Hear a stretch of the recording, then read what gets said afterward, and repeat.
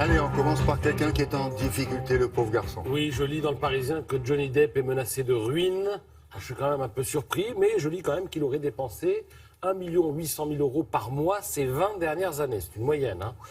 Bon, en même temps, l'an dernier, il a empoché 45 millions de revenus, donc on se dit qu'il va quand même s'en sortir. Mais quand même, hein, il se serait offert 200 tableaux de maître, des Warhol, des Klimt, 70 guitares de collection, 14 maisons pour 70 millions d'euros, 14 maisons. un yacht, 16 millions, c'est rien. Et puis son budget vin mensuel, 650 000 euros. C'est une boîte de bonnes bouteilles. Hein. Ou alors, On il peut a pas dire qu'il beaucoup boit d'amis. beaucoup.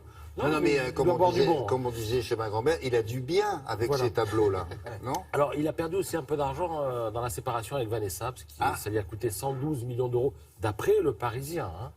Ouais. Mais bon, Mais il il va faut s'en bien élever sortir, la parce petite, que hein. en mai prochain sort le 5e opus de Pirates des Caraïbes. C'est quoi Et ça? Puis, alors ça, c'est son domaine tropézien. Il est à vendre, 50 millions d'euros.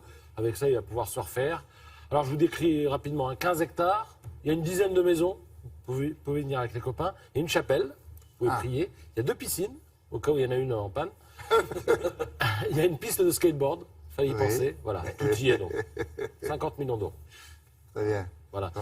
C'est Ou, près de groupez-vous, Saint-Tropez, hein, si vous à aimez. Plan de la Tour. Le carnaval de Nice, il commence le week-end du 11 février et ça va durer 2 semaines. Alors c'est le premier carnaval évidemment depuis le drame, la tragédie du 14 juillet Ah oui, de c'est l'an vrai. dernier. Donc c'est une ville meurtrie hein, qui est en train de se relever. Et ce carnaval remonte donc à 1294 et le Figaro énumère toutes les bonnes raisons d'en profiter pour découvrir ou pour redécouvrir la ville de Nice, à commencer, et je mets l'accent là-dessus, par le musée du sport. Oui, Qui est- près du stade de foot. Je crois qu'on en avait parlé. Oui, il est bah- dans le stade, il est mis en scène Ouais, dans ouais, le on nouveau l'avait stade. visité, ça, oui, oui. Et on en avait On parlé avait un peu fait le un matin. Alors je reportage, rappelle que ce musée possède 45 000 objets. 1500 sont présentés, donc ça tourne, on peut y aller, y retourner. Et alors, on y trouve la raquette de Yannick Noah, celle qui lui a permis de gagner Roland Garros en 83 face à Wilander, la torche olympique des Jeux Olympiques de Berlin, donc qui date de 1936.